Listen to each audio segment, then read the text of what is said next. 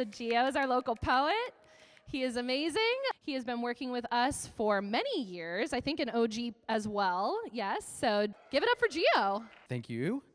All right, so threads to me, what the thread that I was pulling on was time. For me, time has always been kind of like that, I'm always worried about it because I always felt like I needed to rush to get to where I was going. So I wrote a poem today about time. So Matter of Time is what it's called. If time matters, what shape does it take? If time matters, what does it care about? If it is just a matter of time, does that mean in time it will matter, as in take shape? What type of shape? Will it be a shape we can see? And how will we be able to define this matter of time if we can't see it coming, or what will it be? Will it just pass us by? If this matter of time just passes us by, does this make us worry? Encouraging us to be in a hurried flurry to let time be our judge and jury. Making me wonder if in a matter of time I could stop worry. Stopping worry because I can't see time's shape. Does time stop when I hesitate? If that be the case, does that mean we can delay fate? And if fate can be delayed, would we know it anyway? So then in a matter of time, fate will be defined, but we can't see its shape or if it can be delayed. Maybe it could just pass us by while we're fully engaged. That has me coming to a conclusion, or a matter of fact, that this matter of time thing may not be as important as we act.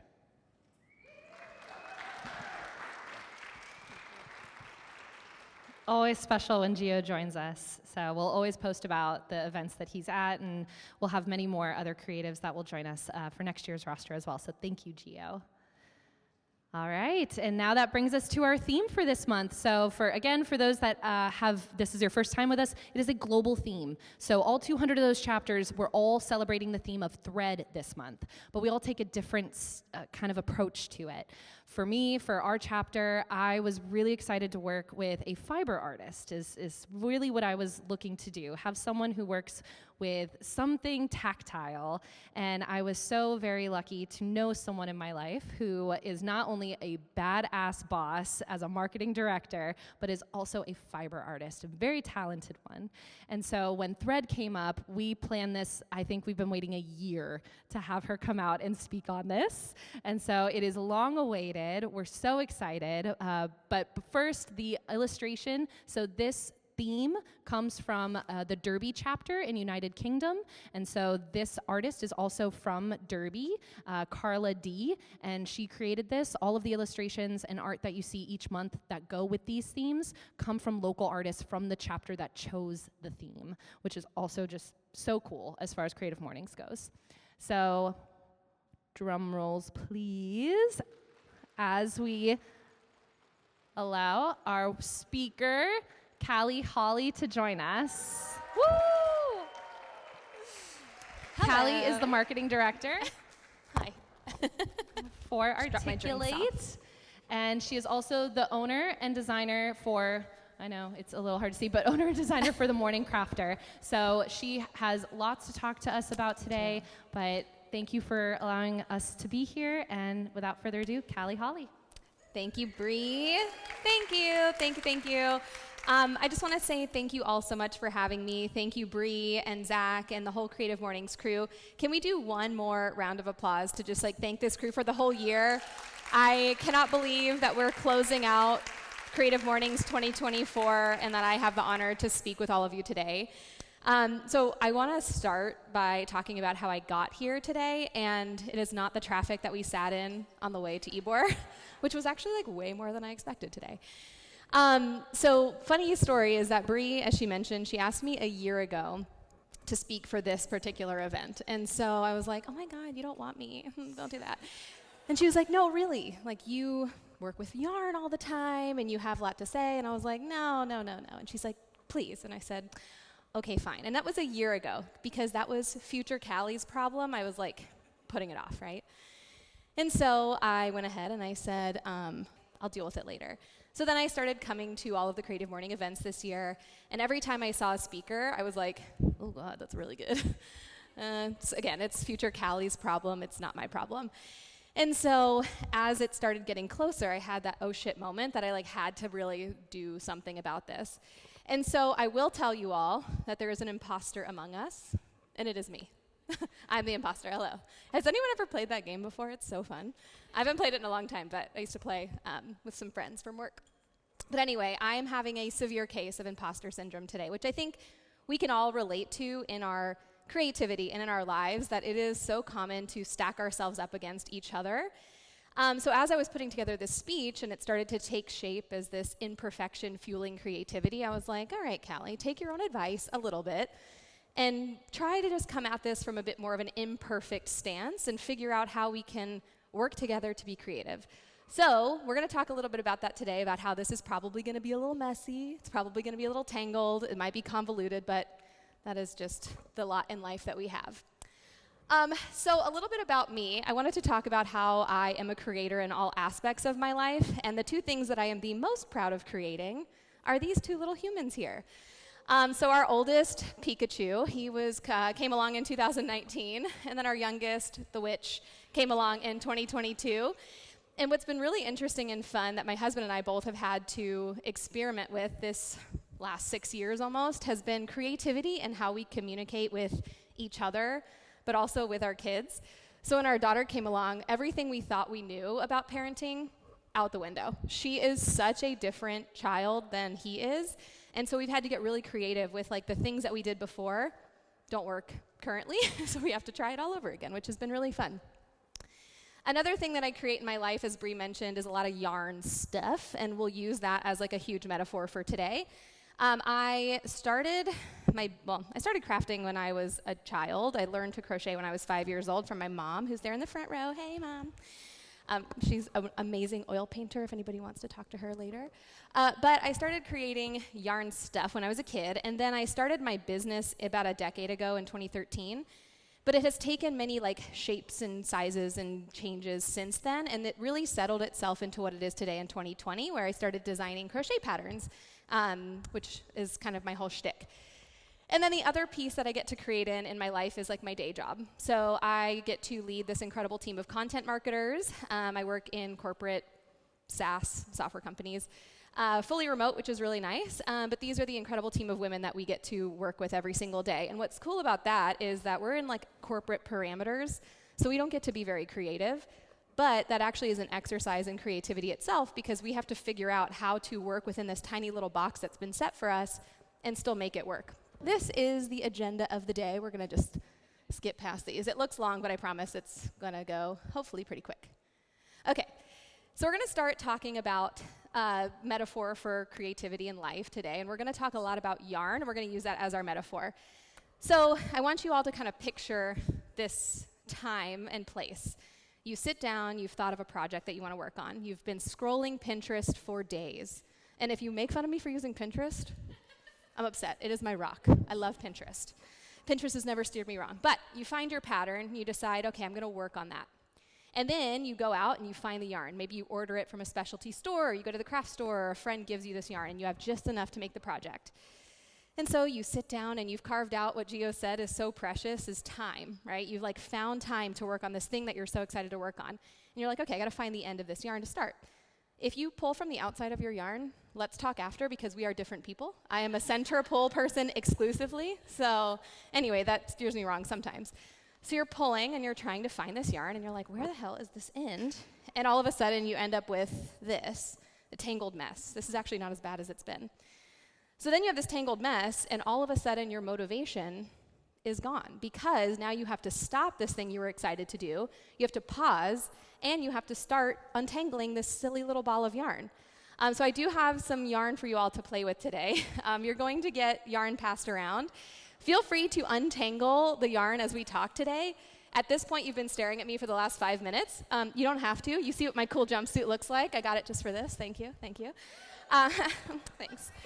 Oh, thank you so much. So you don't have to stare at me while we talk today. You can fidget with your hands. I know for me, I actually feel like I retain and feel a little bit more grounded when I'm fidgeting. So feel free to work on untangling the yarn. And we're going to just talk about how that is going to mimic life. It's going to be messy. It's going to be annoying. It's going to be frustrating. And then you get to take your tangled ball of yarn home. You're welcome. This all came from my stash, by the way. So we're going to talk about the creative process. And like the yarn you're holding, the creative process is full of mess. It's full of tangles. It is full of unexpected twists and turns. And so what does that necessarily mean for us, right? So to tell a story about something that happened to me this year with the creative process, similarly to that story I just kind of made us all imagine, I wanted to make this like cover-up thing over the summer.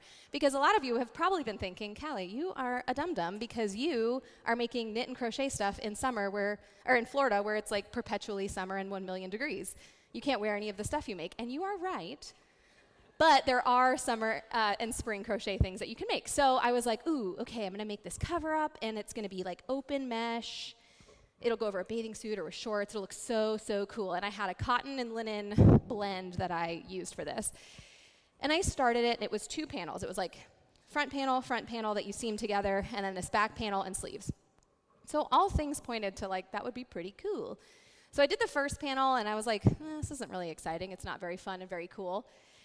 And then I did the second panel, and I ended up going fully on autopilot for the second panel. And so I started to have to realize that when I finished that second panel, 30 rows ago, so like hours of work ago, I completely forgot that I was supposed to start like decreasing to make the V-neck. So I was like, oh shit, so I have to unwind it. This is the real picture of the pile of yarn that I ended up with. And so the creative process is really messy, right? So then I had to pull out all of that yarn, which in the crochet world we call frogging. It means because you rip it. That's literally what it's called, I swear. I didn't make it up. So you have to frog your work. And so I had this thing, and I should have stopped then. I should have just said, this thing is not bringing me joy. I'm not excited. I'm actually so freaking annoyed with this project, but I'm just going to keep going. I'm going to power through. And so I did. And I worked on the back panel, and I worked on the sleeves, and I sewed it all together. And then I tried it on for the first time. This is the ugliest thing I've ever made in my entire life. I don't even have a picture of it because it is tucked in a bag somewhere because I refuse to look at it anymore. It was so weird. It like somehow was overly tight in the armpits, but then it was like really weirdly big everywhere else. And it wasn't that it just like didn't fit my body. It wouldn't fit anybody's body. This thing was so bizarre. And so I wasted days of my life on this project. I didn't feel excited to reach for it. I didn't feel like I should have kept going, but I just did because I was powering through and whatever. And so truly, learning when to kind of give up on something if it's not serving you and not bringing you joy is actually so beneficial as part of the creative process. I actually was thinking, too, when I was like typing up this story and wanting to tell it, I was thinking back to Caitlin's talk a few months ago for pattern. And I was thinking, like, what would have happened had I went to that talk and then learned to change my pattern in the moment? Would I have probably not messed up that second panel? For sure, I probably would have stopped that. But then would I have maybe stopped in the moment and said, the pattern that I have is like, I power through something I hate even though I'm hating it because I just want to finish it. Maybe I would have changed things up and found something that brought me a little more joy. Maybe not. That thing really, really sucked. So the key here, though, is like trusting the thread and trusting the instincts, right? Like trusting yourself to know when something is ready to go and when you want to keep pushing through, but then also when you want to go ahead and say, that's an ugly sweater, you should stop. Okay, so I want everyone here who has once, at some point in their lives, identified as a perfectionist or who has been, someone has assigned you that title as a perfectionist. Don't be shy. Oh, please, the reluctance. No, keep your hands up. Don't be afraid, it's okay, we've all been there. We're all perfectionists, right? We have been at some point. Okay, you only can put your hand down. No, keep them up. You only can put your hand down if you feel like you are now a reformed perfectionist. Pretty good. Yeah, if you're still feeling like you're a perfectionist, you can keep your, okay, now everybody can put your hand down. So perfectionism is this like creative trap, right? It is something that we are so focused on the outcome that the process ends up suffering in that regard because we are just like, it has to be perfect. And so we kind of like end up with this weird process that we don't love. We're focused on what things should look like. Okay, so this one is kind of a story about like my corporate life. So years and years and years ago, I had this boss. He was not a good boss, like at all. If it were today, he probably would have had to go to HR like 40,000 times. But anyway, he did have some, every once in a while, things of wisdom he would impart into our lives. And I remember it was early on in my career. I was working with our design team. So as I mentioned, like I do the writing stuff. And I was working with our design team, and we were trying to get this banner created for this thing to get people to sign up for e-learning courses. It was, blah, blah, blah. But anyway, I didn't like the color that they made. Now, if you're a graphic designer, I know. This sounds terrible. You're like, oh, this girl up here, God, we hate your type. And I know, I get it, okay? I'm reformed, I swear. But at the time, I was like, this color just doesn't feel right. And I was really like inserting my subjective perfectionism, like for what? So my boss and I had a one-on-one, and he was asking how things were going, and I was like, oh, I'm just kind of frustrated because I just feel like this banner is not the exact color I want. And he was like, okay, is it going to change the outcome? And I was like, I don't know, but I don't like it. And he was like, okay, but like, is it going to make it better if you change it? I'm like, I don't know. And he said, okay, fine, A/B test it, right? And if you're not in marketing or you haven't heard that term before, A/B testing is where you take your audience, you split them in half, and you give half one version, half the other version, and the only thing changed is a single variable. So in this case, everybody got the same exact landing page, just the color of the banner was different. Does anyone want to guess to this audience of like 30,000 people what performed better? Yeah, it's a trick question. Nothing performed better. It was the same exact result, right? Like nothing changed. The subjective perfectionism that I was trying to like infuse into this banner was causing everybody extra work, extra time, completely derailing the process because I thought it should look a different way, and it turns out it didn't matter in the long run. And so one of the things he told me was, is the effort worth the reward? Is the effort you're putting into something going to change the reward you're going to get at the end? Is it going to change the outcome? And if the answer is no, what can you do to kind of not go so hard, right? And like let yourself kind of embrace the outcome as it will be. So one of the things I want to talk about in this regard, especially tying back to thread, is quilting. So has anybody quilted before? Yeah, you know how precise you have to be, right? Like for a lot of the traditional quilts, it is down to measuring to sometimes the 1/8 of an inch and then sewing to the 1/8 of an inch and making sure your seams are pressed open to the 1/8 of an inch. Like there's so much precision in quilting. And if you don't get it right, it's going to show. The outcome is actually going to show. Case in point, the time I made this quilt block, did you know that that acorn is supposed to have pointy stars at the top and bottom, and it's also not supposed to be lopsided? How interesting. Because, well, talk about reform perfectionism. That was a really bad example. I don't quilt often. My quilting group that I'm in would probably be mad at me for saying that. So what's interesting about quilting is there is a style of quilting that has sort of turned that on its head. And it's called modern improv quilting. And I have some examples here. They're some of my favorites to look at. If you're interested, just Google modern improv quilting. And you can see that what these quilters have done have taken that precision and completely thrown it out the window. This one on the side here by Laura Lowen, so she did this quarantine quilt where for a set number of weeks, she created a quilt block in the moment of how she was feeling. And then at the end of all of those weeks, she sewed them all together, and she made this gorgeous art piece. Laura Hartrick here, she kind of played with this idea of those hard, sharp angles and edges for quilting and created something that had a lot more fluid motion, kind of like a vortex. And then one of my favorites, Under the Big Top, by Cindy Griselda. So she created one that I think looks like if you're looking at a city from like an aerial view, these look kind of like rivers or roads to me. But you can see that none of those shapes really match up. There's some at an angle, there's some that aren't straight, there's some that are larger than others. But when come together, they create this beautiful piece of art. So they've been able to kind of take away that precision and that perfectionism to make something truly beautiful. Crochet is a little similar. So this is not a shameless plug for my patterns. I just used it because I have the picture in my phones, I promise. So crochet typically follows like a set number of stitches, right? If you're making a garment, you're like kind of making it to the size that your measurement is, or if you're trying to do something like this pillow, you have all of these straight lines. The dirty little secret to this one is it looks harder than it is. Those are just like color changes, but it's the same row over and over and over and over again for like 60 rows. Same stitch over and over again. But there's precision in that.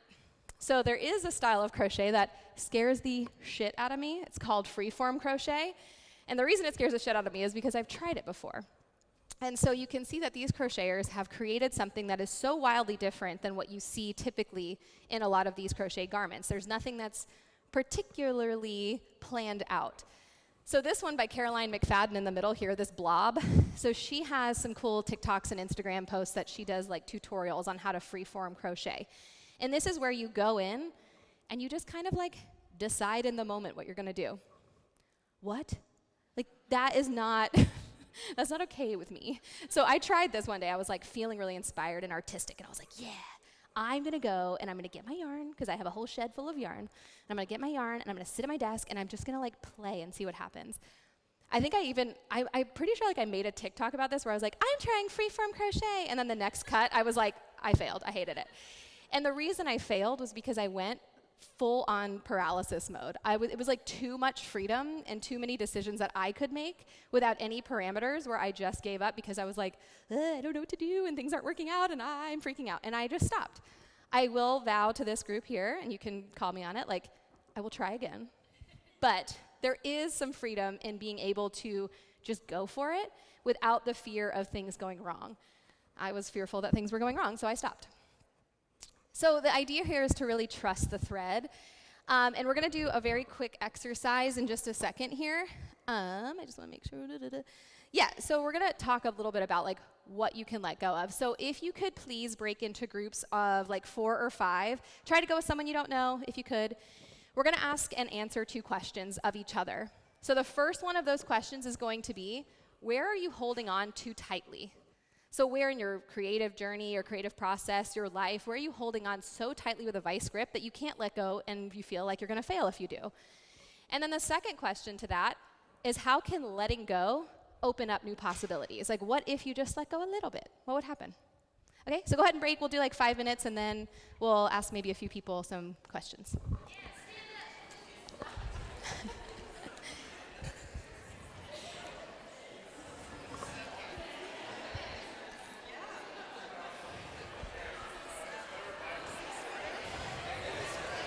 I loved hearing all the conversation. I kind of like poked around and heard a little bit about what you guys were talking about. I'll invite like 1 or 2 people if anybody wants to share either what you talked about in your group or your personal, what you're holding on to, what you want to let go of. Does anyone want to share? We all had really specific examples of like, we've actually let go at times of these things that we're holding on to, and we know that there's like really positive outcomes. So we were all just like, okay, but let's do it a little bit more. Yeah. Let's keep doing that. And I like that we all had seen that glimpse of like what happens and like how great it can be if we kind of let go. That's great. I love that. And I love that you all were able to like encourage each other to be like, yeah, we should do it again. We should do it more. Because I do think that's huge. And it's what we're going to talk about next. Does anyone else want to share before I segue into the next one? You teed me up really well. She hasn't even seen my speech. That's my sister-in-law. Everybody, hi, Rachel. She's amazing. Okay, this teed me up really well. So what Rachel and her group were working on was like encouraging others in this community to like push a little harder or let go a little more or figure out what they could go with. So we're going to talk a little bit about unraveling together and how creativity and community can allow us to do that. And so one of the first things I want to talk about, I'm going to give some examples of these like community projects that have sort of manifested into more than they started out to be because of embracing imperfection and pushing each other into this community drive. So this one starts in 2017. There were 2 women who met at a crochet group because they were, wanting to learn to stitch. One girl was Jaina. She was recovering from an injury, and she just wanted to do something with her hands while she was kind of laid up. So they go to this crochet group. They get to talking. They find out that they're both really, really passionate and feeling the same way. Now, if you want to picture the time, this is like January, February 2017. Probably feels a little similar to now for a lot of us. So what they decided to do was in this moment, they learned to crochet and knit, and they said, what if for the Women's March in 2017 in DC, we created something? This pussy hat project is what they called it. And so they kind of like put a call out to the community. And so what could have been 1 hat or 2 hats at this march would have been cool, and people would have been like, oh, cool, I like your hat. What does it mean? And then they'd be like, oh, it's this. What ended up happening, though, is it was thousands of people who ended up making and wearing these hats. And so it became this movement of solidarity because 2 people decided to get a little creative. They learned crochet and they learned to knit, and they were like, what if we made something, right? That's like a half-baked idea that turned out really, really great. And what was amazing about this is you cannot tell me that all of those people in that picture knew how to make a hat probably when they made that hat. those probably have holes in them. There's probably missing stitches. They probably aren't sewn together well. Maybe they bought it from Etsy, which is great.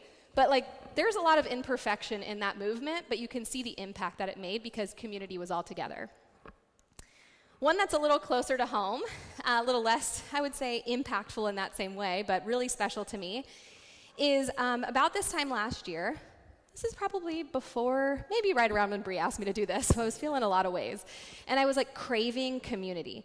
And I was craving a group that I could kind of vibe with in the same way that I was like, I just want to like hang out. And every time I would look for these communities of crafters, they were meeting at like 10 a.m. on a Tuesday at the Village Inn, and I'm like, don't know if that's my scene.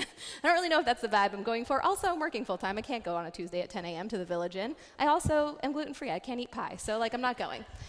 So I kind of had this like half-baked idea, and I talked to one of my favorite breweries in Dunedin where I live, Woodwright Brewing. If anybody's ever been, it's amazing. If you haven't been, highly recommend. Yeah, some fans, it's amazing. And they're like the coolest people. So what's cool about Woodwright Brewing is it's a gorgeous space, and the reason it's a gorgeous space is because it actually started out as a wood shop in the 1940s, and they were building these boats. That wood shop still is there today. It's not a functioning wood shop anymore, but they use that shop as for like special events and for like Oktoberfest and stuff. So I emailed them. They had me come out, and I was sitting. There was 4 of us sitting in this beautiful wood shop. It was already decorated for Christmas. All the Christmas lights were on. We're like having our drinks. The brewery's closed. And I was like, oh my God, what is my life right now? I feel so cool. I feel like I'm in a movie. But what we were talking about is I pitched this idea to them, but it was so half-baked. It was like, can we like hang out and come craft here? And one of the owners, Grant, was like, well, is it like a class that you want to lead? And I'm like, no. And he's like, oh, okay. Well, is it like a craft per month that you want to do? And I'm like, no, I don't think so. And he's like, well, what is it? And I'm like, I don't know. Like, let's just see what happens. And he was like, all right. And he said something in that moment that made it so special. I actually cried. Oh, embarrassing. But he was like, you know, it'd be really cool for these walls to see making again, because this shop has been in his family his entire life. It was his family who started it in the 40s. And so with that, we started Drafts and Crafts. And so once a month, we meet at the Woodwright Brewing shop, and this is inside the shop here, and we get to hang out and just do whatever we want. So it's also a shameless plug. We're meeting on December 15th from 2 to 5 p.m. at the Woodwright Brewing shop.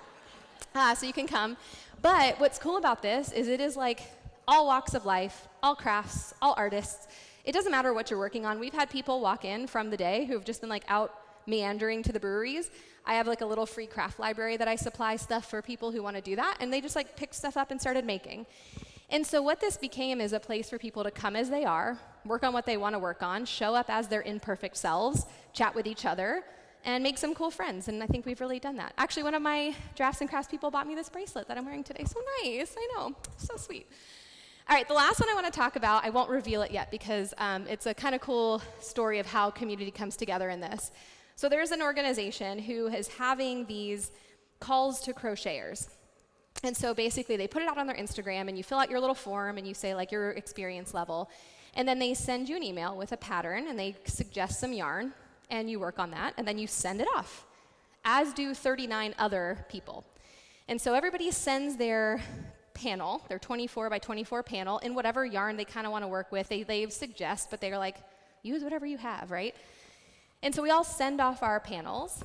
I've done this twice now, and the people at the center of that, for that particular time, they put it all together, and it creates a 40-foot mural where all of those get sewn together. Now, what's really exciting is this has actually shown up in 27 of the 50 states already. The ones I participated in were Minnesota and Florida, and it's the Liberty Crochet Mural. So it's really cool. They're trying to get them in every state. But one of the things I wanted to point out is you can see all of the pinks are different. All of the reds are different. There's a lot of imperfection in this. The back looks a mess because there's ends that haven't been woven in. But what happens is it creates this patchwork that sort of shows the power of community and crafting together in imperfection. So when we unravel together, these are just some like key takeaways, some of the things to remember, is that community enhances creativity. You all did it in a really small way in your little groups. You guys were helping each other figure out how to push onto letting go a little bit more, or ask each other what you're holding on to. And I encourage you to go ahead and do that in your creative groups and in your community today. Support and collaboration enrich the creativity, and they enrich the community as well. Crafting for social change is always a great way. There's quite nothing like motivation fueled by rage. I don't know if you all have like felt the need to create lately. I have. Connecting through shared stories. Remember the Pussy Hat Project? They met because they had a shared story and a shared passion, and that kind of created this entire movement. And then remember, we're all part of the fabric. When we're woven together, we're stronger, right? A single thread's gonna break, a whole patchwork of fabric isn't. So let's kind of like lift each other up in that. Okay, last piece, and I have some like show and tell for this one, is embracing uncertainty. And this is the last one, I swear, and then we can all chit chat and hang out. So embracing uncertainty is, of course, like this big thing that we have to do when we are figuring out how to pull on the threads that we're being pulled to pull on. And we have to understand that there is the what if factor. Well, what if I hate it? What if it doesn't work? You guys want to know a dirty secret? So what? It doesn't work, right? Like, it's something that I think we don't give ourselves the permission to just play because we're too concerned with the so what. Like, well, what's going to happen? I don't know. Okay, whatever. If it doesn't work, you learn something from it. You can figure out how to change it next time, pivot next time. And so one of the things that is a fun experiment to work with is wool. So I got really into felting a couple years ago. And so you basically take these poof balls of wool in different colors and different sheep types. And there's a lot of different sheep that make wool and that you can play with, actually. Surprised me. So you take these little poof balls and you kind of agitate them and they create a felt. You do not agitate them by saying nasty words to them. Does not work, I tried. What you have to do is you have to find a way to like fuse the fibers together. So needle felting is like a really fun, more precise way to do that. You kind of poke with these little toothed needles and they fuse together. But wet felting is a really good exercise in like process over product because you don't really know what the heck's gonna happen. So you start to lay out these things and you add hot water and soap and you rub it furiously, agitating the fibers, and they fuse together into something. Now, I'm not gonna say that I'm proud of this at all. It's ugly. I was trying to do a beach scene and it didn't really work out. But one of the things that I was the most happy with was that the process I enjoyed, it's not good. Like, I would never display this in my home. It's not cute. But my daughter this morning, I showed her, she goes, oh my God, look at the manatees. I was like, you know, maybe. If I squint and don't wear my glasses, maybe. So one of the things I enjoyed the most about this, though, was the process. I wasn't really concerned with the outcome. It was more fun to just like figure out what was gonna happen when I got this wet and started rubbing it to no end. But then it's kind of fun to play because you can like experiment. I was like, well, what if I make like a pumpkin? Also, like, not the best I've ever made, but it was fun. But you can like see through it because I didn't do it enough, and it was like an experiment. This one I did on top of other felt, also not great. I was just kind of like playing, but just a fun experiment. And I think that's one of the things that I learned about myself in that moment and embracing the uncertainty, whoa, slippery, was that the process sometimes can dictate the outcome versus the outcome dictating the process. And that goes back to our whole discussion around perfectionism. When we are being in like this little tiny box we've set for ourselves, we're so concerned with the outcome that we let that dictate our process versus the other way around. And so my challenge to you is to navigate the uncertainty and work with it. Navigate the tangles, pull on the threads a little bit, unwind your ball, figure out how you can shift your mindset that the process is getting you to where you want to go, or maybe not, but somewhere else. And if it doesn't work out, so what? And so one of the things that I want to challenge you all with embracing uncertainty is thinking about what if I don't know, used a different fiber for that one? Or if I'm a painter, what if I changed my brushes out for a palette knife? Or if I'm writing a book and I change the top paragraph, what happens then? What if I choose to explain something differently to my kids? You know, what do I do? And if it doesn't work, so what?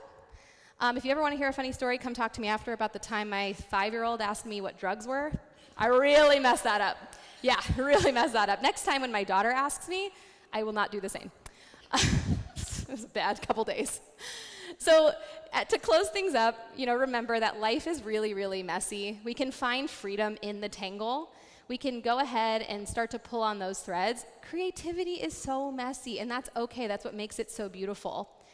Embrace the tangled threads. I want you to take those tangled balls of yarn home with you, and you can either keep working on them or you can just set this tangled ball on your shelf to remind you that creativity is really, really messy.